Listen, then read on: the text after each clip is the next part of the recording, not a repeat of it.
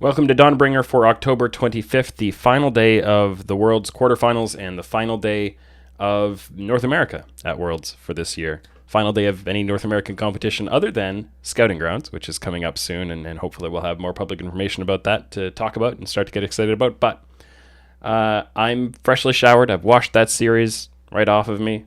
Got a little bit of coffee in me to help perk me up and cheer me up a little after that loss. Trying to put on a happy face, but honestly, like I said in the write-up, which you can read the written version of this, oracle.elixir.com, I thought I wouldn't be too disappointed if Cloud9 lost. I mean, partly I anticipated that the series would be closer than this and not just be a 3-0. But, I kind of figured this is the likely outcome. This is how it's probably going to go. I thought maybe it was a 60-40, or in my kind of best, most optimistic approach, maybe it's a 55-45 and Cloud9 are right in there. But I kind of knew that this was the most likely thing to happen. I obviously I thought it was going to be a little closer and a little higher chance for Cloud9 because I put them in a fantasy lineup and thought maybe they could show up and kind of catch people off guard a little bit, for most people thinking Gen.G were favored. But, this is the way it played out. I think the reason that I'm left so kind of negative about this series, and the reason that I think I'm having a bit of a hard time dealing with it, aside from the sleep deprivation and just general, negativeness of the way my body's been feeling a little bit, which always plays into these things, gets your mood down. But I think it's because, throughout the year, obviously I came into the year with such high hopes for Cloud9. I was praising them. I said, hey, they're going to be the best team in North America all year long. Look at all the talent they have, all the playmaking they have. I was really high on Fudge, and that, worked out fairly well. But there were just certain issues that came back over and over again throughout the year, and that really held them back. Held them back at MSI, held them back in summer, and then ended up holding them back at Worlds too. Things like the very heavily much discussed desyncs between top lane and then whatever the rest of Cloud9 are doing in the river, with that wave management. It very often felt like Fudge had a certain idea of how he's going to play out his waves, and then the rest of the team is like, yeah, but we have to fight for a Herald or for a Crab right now. And then, they're 15 seconds off in their timing, and, that happened in, I believe it was game 1, and they got hurt really badly for it. And that was the kind of thing like the famous Blabber Scuttle Crab play where he died was because of a different expectation of what was going to be happening with the top lane wave and the availability of help. And he thought he played it as if he had help, and he didn't have help.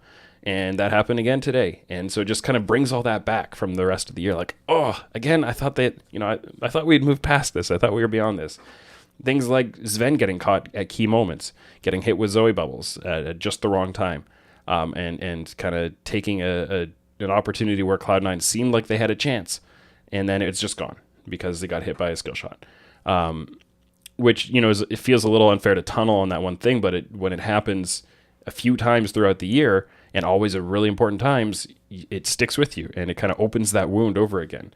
Or Perks, that one play, especially on the Yasuo, where they had Clid really low, and Perks is like, okay, we can go get the dragon because we've got control of it now, but also I think I can get in there, finish this guy off, and get out. It's going to be a little bonus to get us further ahead, and he just basically inted and died, and that kind of thing happened a lot too. Perks kind of trying to do stuff he didn't need to do, and getting punished for it. And so all these wounds, I think, from the year, start with such high expectations, and then they deliver on some of them. They win the spring championships, they get to quarterfinals at Worlds in general, and then these wounds get reopened. And I think that's why I'm having such a hard time dealing with this loss. And then going into off season, where there's so much more to talk about with expectations for off season. I'll start doing content on that pretty soon.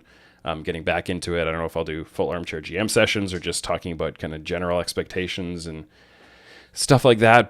But I've got some concerns there about what might happen. And I think I'm, some of those emotions get conflated a little bit. So, it's me revealing my vulnerabilities a little bit here. But that's kind of how I feel about it. On the other side, obviously, BDD played a great series. Again, he has had such a good tournament so far. Clid was really good today, and those two kind of linked up together really well. Gen.G have a chance in the semis. I think they're underdogs. Maybe big underdogs, but they definitely have a chance to advance and get an all-Korean finals. I'm hoping that they don't, just for the sake of the storylines and the interest. I think EDG against either Dom1 or T1 would be a better finals, but they have a chance. I think they're playing fairly well right now.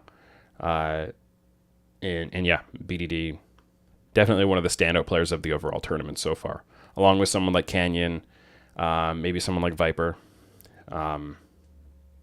Some pretty good candidates. A few people on T1 are all kind of, I think they've been a little bit more balanced in who's bringing things to the table so far.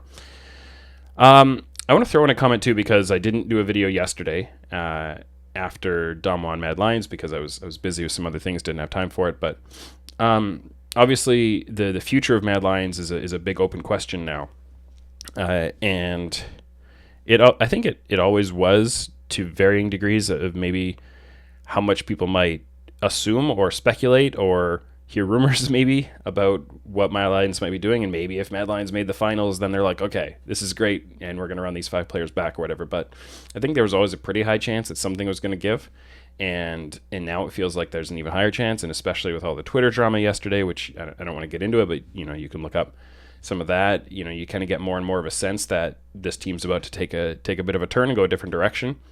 And given their history of how they grew into this team that is top of the LEC for a couple of years now, or like near the top, one of the better competitive orgs, and they came in with this young talent, and really leaning a lot on bringing in people from EU Masters, from TCL, from places like that, and now it feels like they're in a position where maybe they do something drastic like sell Humanoid to NA and get a big payday for that and use that to sign a big free agent, right? Like, Reckless or whatever, whoever might be available there. I didn't go through and make a little short list, but I guess that they'd have to pay for Reckless, right? That's not a good example. But if they bring in, a veteran rather than refreshing their ranks with rookies again, it's going to be a very different kind of brand shift for them as a team than they have been all along. So I'm really curious whether they do that or whether they stick to what they've been doing so far, what's been working for them. Obviously, I think they've got most of the same kind of coaching and analysis staff that they've had that is put together this year, unless they make any changes there, and a lot of the people from the years before that. And so I think that they are positioned well to continue doing what they're doing. And if they do, make some money on buyouts, they can just invest that in other things. They don't have to invest that in big free agent signings or paying buyouts of their own. But I'm very curious where they're going to go, and I think they're going to be a big story. Obviously, G2 and Fnatic going to be always the big stories of LEC off seasons, especially since G2 are rebuilding themselves, and Fnatic seem like they've got some things to work out. Probably Bwipo moving on, and is there going to be anything else too? I don't know. But Mad Lions, I think, are probably the most kind of take the fan base size off of them and say Mad Lions are probably the most interesting team to me in the LEC for what they're going to do for next year. So we will see. I will refresh a little bit and try to get ready for off-season stuff, and of course do some prep for what's going to happen in semifinals. That should be interesting. Again, hopefully it's an EDG versus whoever on the other side. I'm a sucker for like legacies and dynasties and stuff, so Faker winning would be really exciting to me.